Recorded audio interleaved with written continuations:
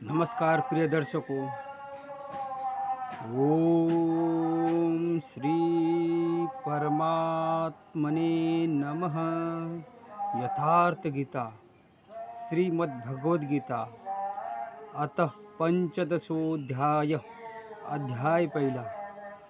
धृतराष्ट्र धर्मक्षेत्र कुरुक्षेत्रे समवेतायतोत्तमान् मामका पांडवा किमकुवत संजय।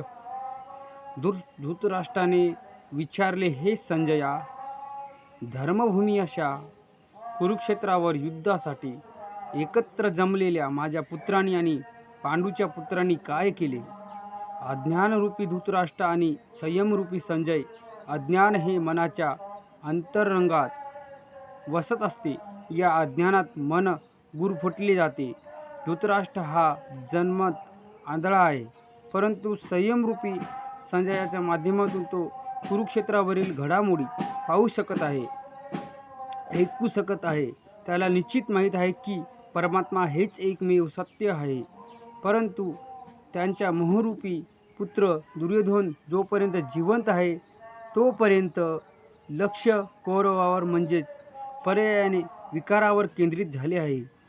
धर्म हे एक पवित्र क्षेत्र आहे.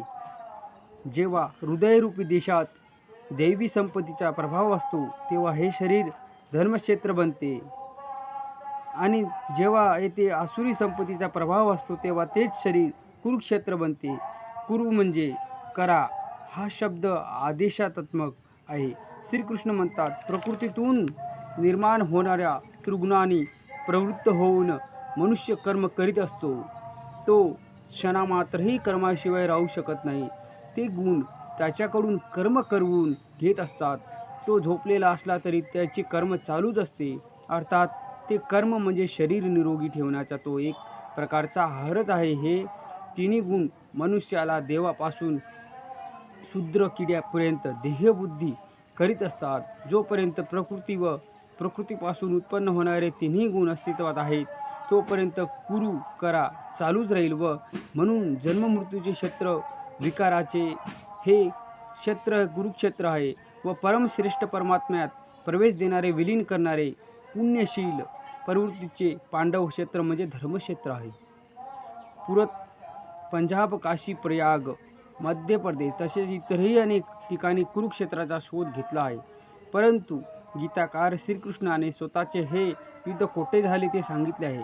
इद शरीर कोणत्याही क्षेत्र मित भिधीयते. हे अर्जुना, हे शरीर हेच क्षेत्र आहे, आणि जो हे जाणतो, त्याची मर्यादा समजतो, तो क्षेत्रज्ञ आहे. पुढे त्यांनी या क्षेत्राची व्याप्ती सांगितली आहे. त्यात 10 इंद्रिये, मन, बुद्धी, अहंकार, 5 विकार आणि त्रिगुणाचे वर्णन केले आहे. शरीर हेच क्षेत्र आहे. एक आखाडा आहे. त्यात परस्पराशी झगडणाऱ्या 2 प्रवृत्ती आहेत. एक दैवी संपत्ती व दुसरी आसुरी संपत्ती. पांडवरूपी सतस प्रवृत्ती व कौरवरूपी दृष्ट प्रवृत्ती. अनुभवी महापुरुषाला शरण गेल्यावर या दोन्ही प्रवृत्तीमध्ये संघर्ष संपुष्टात येतो. हा क्षेत्र व क्षेत्रज्ञामधील संघर्ष आहे, आणि हाच वास्तविक लढा आहे, युद्ध आहे. विश्वयुद्धाने इतिहासाचे पाने भरून गेलेले आहेत, परंतु त्या युद्धात विजय झालेले पक्षाला सुद्धा शाश्वत विजय मिळू शकला नाही. जय पराजय हे बदल असतात. प्रकृतीचे संपूर्णपणे स्मरण करून तात्पुरता प्रकृतीच्या पलीकडे असणाऱ्या सत्तेचे दर्शन घेणे, ज्ञान मिळवणे व त्यात प्रवेश करणे हा वास्तविक विजय आहे. हा एक असा विजय आहे की त्यांच्यानंतर कधीही हार नाही, पराजय नाही. हीच खरी मुक्ती आहे की तिला जन्ममृत्यूचे बंधन नाही. या प्रकारे अज्ञानाने प्रभावित असणारे प्रत्येक मन संयमाच्या द्वारे क्षेत्र व क्षेत्रज्ञ याच्या युद्धात काय झाले हे जाणू शकते. अर्थात संयम जेवढा जागृत होईल तेवढा त्याचप्रमाणे व्यक्तीचा दृष्टी प्राप्त होईल. संजय उवाच, दृष्ट्वा तु पांडवानीक वेडू दुर्योधनास्तम आचार्य पसडम्यं राजा वचन ब्रह्मीवित. संजय म्हणाला, पांडवाचे सैन्य व्यूहरचनेने उभे राहिलेले पाहताच राजा दुर्योधनाच्या जवळ जाऊन असे म्हणाला, द्वैत भावाचे आचरण म्हणजे द्रोणाचार्य.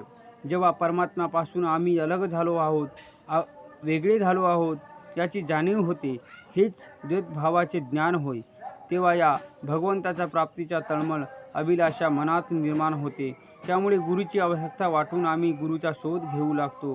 दोन प्रवृत्तीमधील प्रथम गुरु हाच त्याचा शोध घेतो, परंतु त्यानंतर सद्गुरू योगेश्वर श्रीकृष्ण हेच असतात. ते योगसिद्ध आहेत. राजा दुर्योधन आचार्याच्या जवळ जातो. मोहरूपी दुर्योधन मोह हे सर्व व्याधानी मूळ आहे. कारण दुर्योधन दूर म्हणजे दोषयुक्त, योधत म्हणजे आत्मिक दृष्टी संपत्ती असे धन. आत्मिक संपत्ती हीच स्थिर शाश्वत संपत्ती आहे. तिच्यात तो दोष निर्माण करतो, तोच मोह असतो. तो मनुष्याला प्रकृतीच्या खेचत असतो. तोच शाश्वत ज्ञान प्राप्त करून घेण्याची प्रेरणा देत असतो. मोह असतो तोपर्यंत प्रश्न शिल्लक असतात. मोह असला की सर्व पूर्णच असते. व्यवृचना पांडवाचे सैन्य पाहून म्हणजेच पुण्यशील प्राप्तीचा जमाव संघटन पाहून दुर्योधन गुरु द्रोणाचार्याच्या जवळ जाऊन उपासने म्हणतात. आचार्य